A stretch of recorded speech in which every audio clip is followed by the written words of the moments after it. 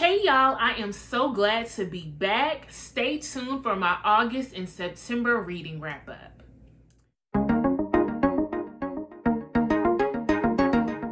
Welcome back to Books with Kimberly. When I tell you I have missed this channel, missed just talking with you guys about books, I have missed it.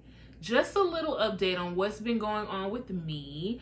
I live in Louisiana and I was affected by Hurricane Ida. I was out of lights for about 3 weeks and I did not get internet until last week. So I have definitely been missing this channel. There's so much I have to talk to you guys about. So many books we have to discuss. I need to tell y'all my thoughts on. So I plan on catching up in these last few months of the year. So bear with me because I have some content coming for y'all. So make sure that you like, subscribe, and share my channel so you can stay up to date on all the videos that are about to be released. Thank you to everyone who has sent prayers up for those who were affected by Hurricane Ida. We definitely needed those. So let's get right into my August and September reading wrap up. I'm going to start with my August reads, and the first book that I read in August, well, the first book that I finished it, I'm pretty sure I started it in June or July, was Sinner by Simone. This book is an erotic romance and it definitely brought the steam. Sinner is about Sean Bell and he is a bad boy, y'all. He likes all the steaminess, all the things that make him a bad boy. He's making all this money and sleeping with women. One night, while he's at a fundraiser, he bumps into this beautiful biracial girl. He has this very steamy tease of a moment with her where they almost kiss. Then he is called away because his mother is being rushed to the hospital. His mother has stage 4 cancer and it is not looking good. But he still has this girl who he ran into on his mind. Comes to find out, this girl, she is in the process of becoming a nun.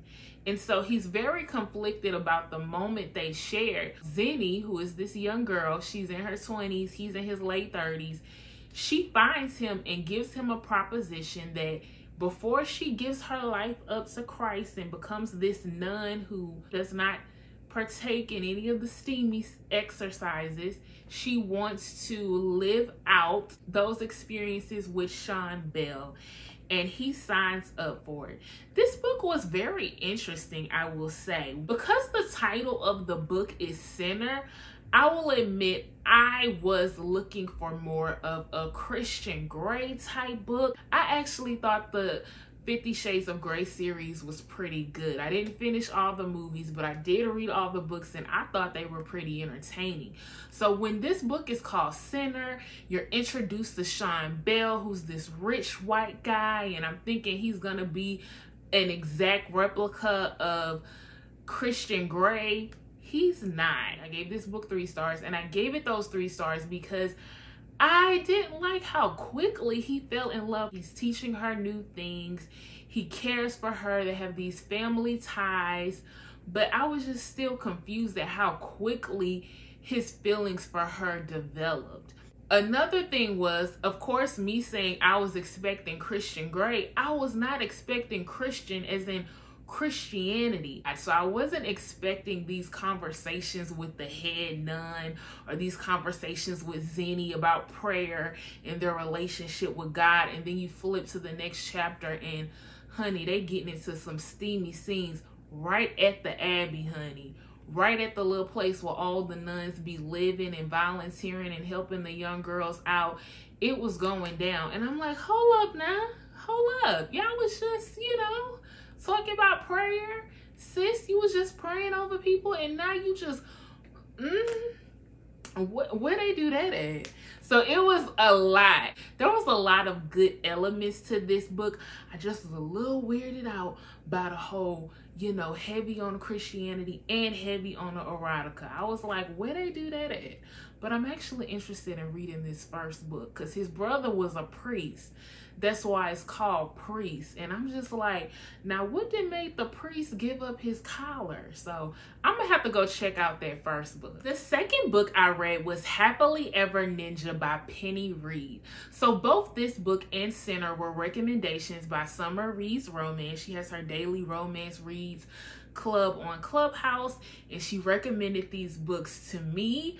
The reason she recommended Happily Ever Ninja by Penny Reid is because I told her that I am not a fan of romance books about married couples.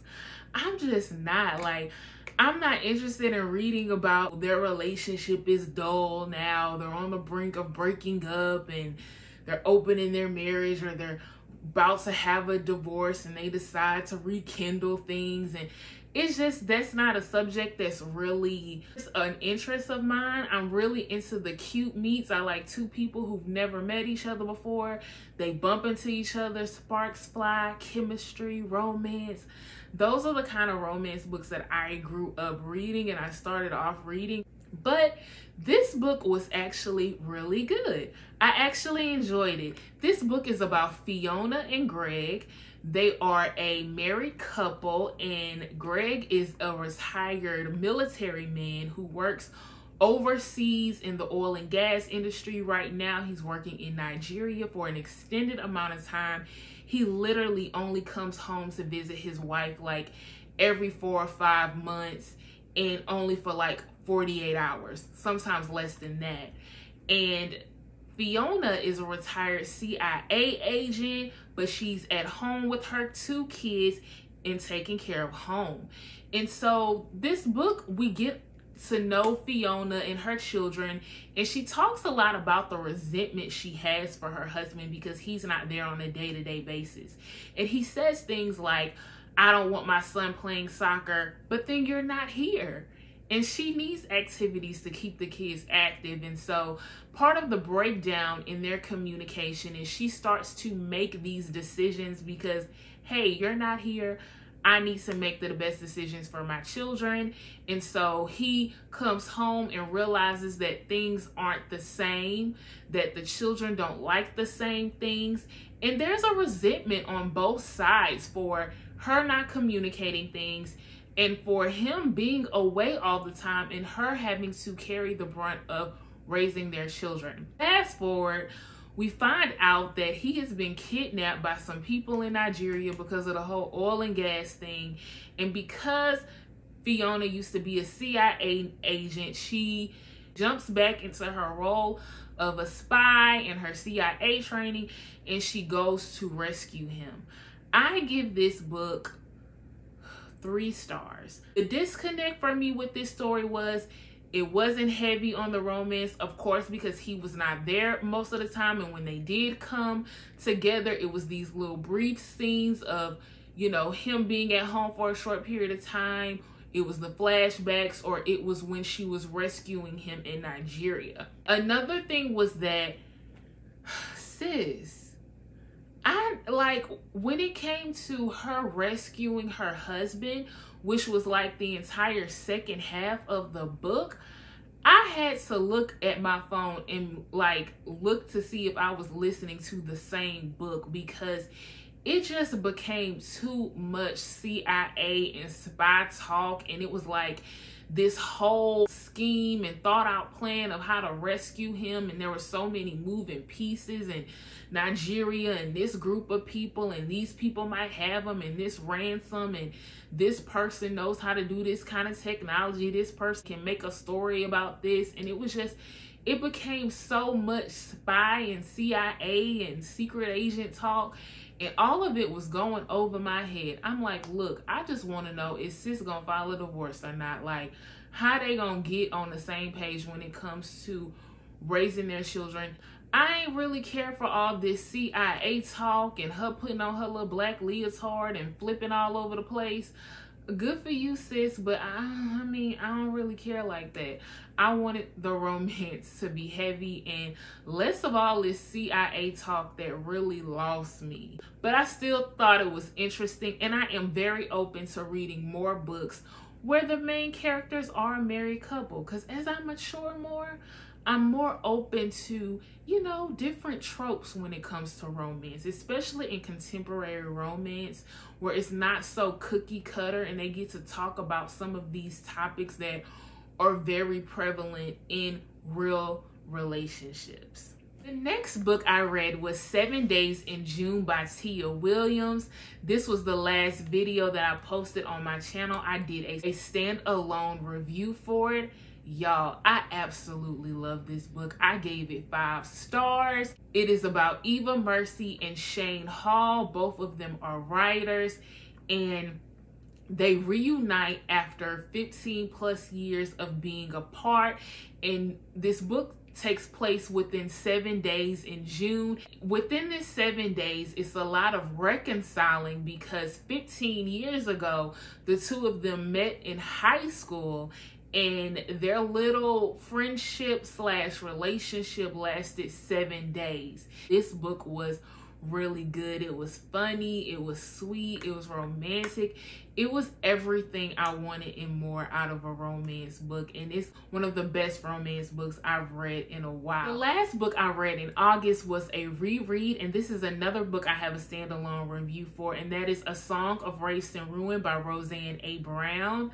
This book was just as good rereading it the second time around. I actually listened to it on audiobook and I read the ebook at the same time, switching back and forth. I give it 5 stars, just like I did the last time I read it.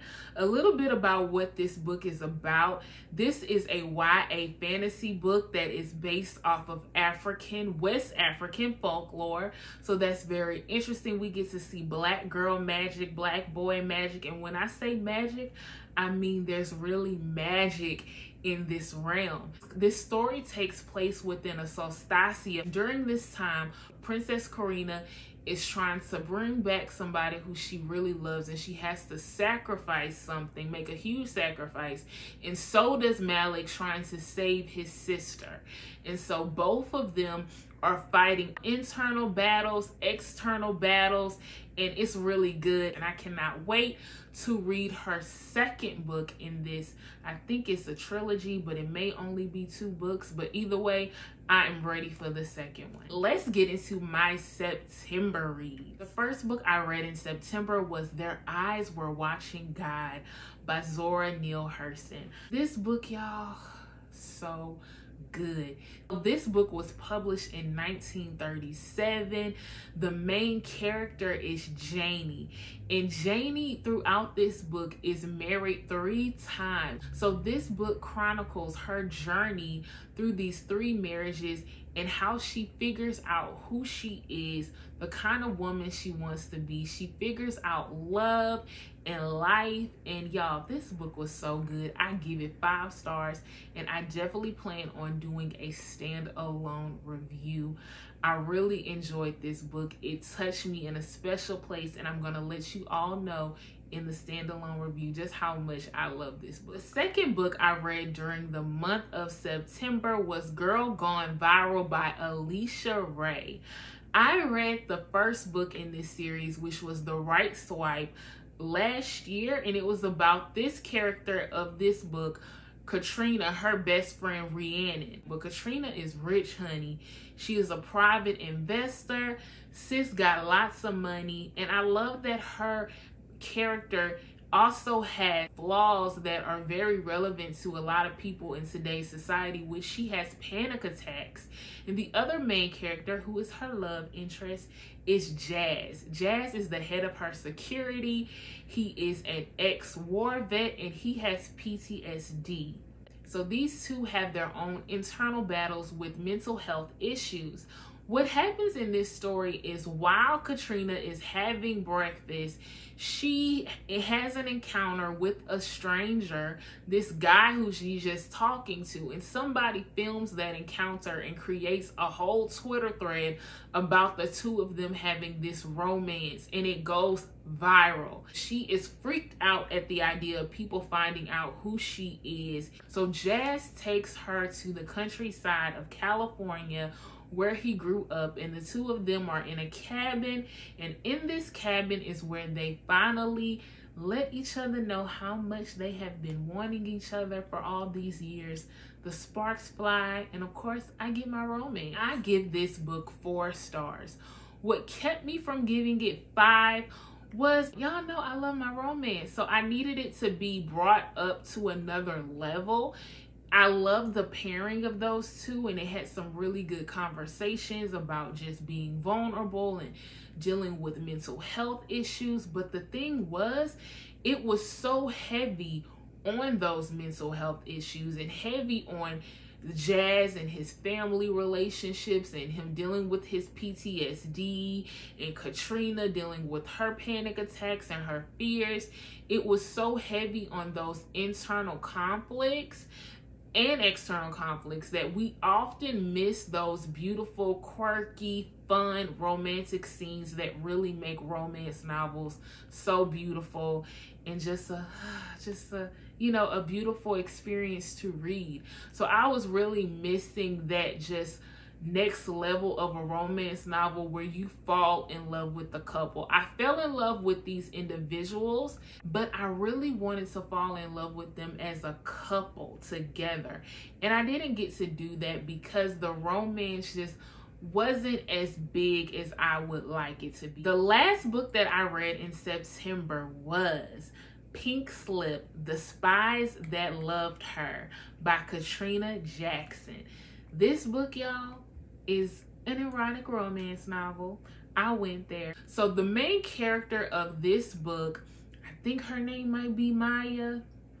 Maya is a young college student, and she gets a job as an assistant for 2 spies for the CIA. And throughout her 3 to 4 years of working for this couple, she ends up getting this attraction to not one but both of them. So this story, y'all, has a lot of LGBTQIA representation. There's talk of polyamory, talk of a throuple. It's very modern and talks about a lot of topics that I've never read before in romance. So this was very interesting for me, and I do like that even though this book was about spies, it wasn't heavy in all of the spy jargon to the point where it lost me. It kept it very much what I've seen on TV, but I will say it was a lot of undercover stuff. It was a lot of teasing, and I give this book 4 stars because I just wanted more. I'm gonna just keep it there. I ain't gonna say what I wanted more of, but it was steamy, but I just wanted more. Thanks for tuning in to my August and September reading wrap up. Let me know what you guys read over the summer. What was your favorite book of the summer? I definitely think mine was 7 Days in June. Let me know what your favorite book of the summer was, and I look forward to coming back with more content.